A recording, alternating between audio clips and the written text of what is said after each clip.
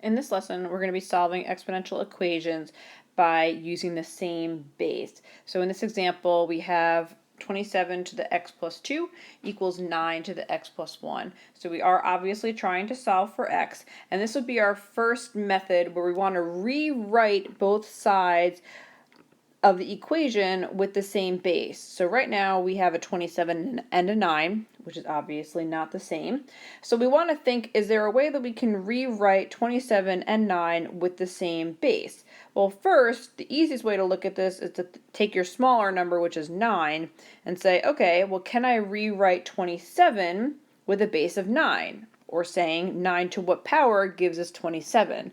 Well, if we go through our exponentials or powers for 9, we would have 9 to the first is 9, 9 to the second is 81. So right there we can see with such a large jump that there is no way that I can write 9 to some power to get 27.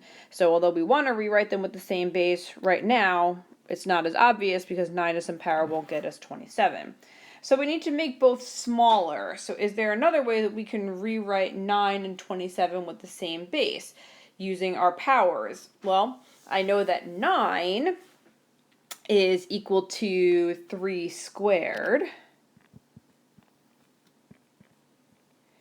So then the question is, if I know I can rewrite 9 as 3 squared, can I rewrite 27 as 3 to some power? Well, 3 to the first is 3, 3 to the second is 9, 3 to the third would be 3 times 3 times 3, which does give us 27. So I can rewrite 27 as 3 to the third.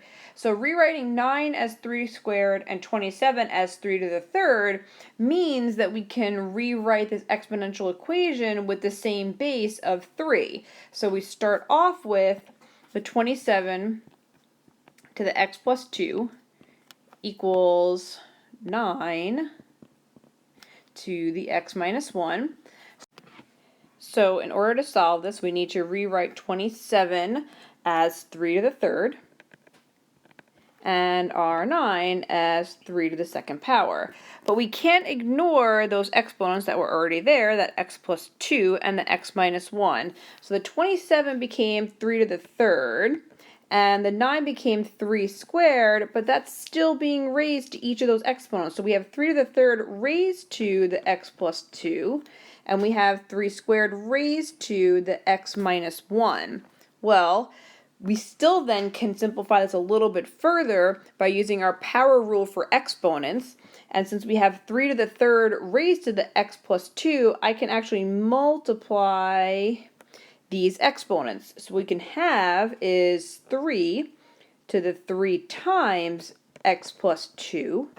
And the same thing would happen on the right side of our equation, is that I have 3 squared raised to the x minus 1, which I can really rewrite as 3 to the 2 times x minus 1. That way I got rid of our parentheses, and it illustrates as 3 to a power equals 3 to another power.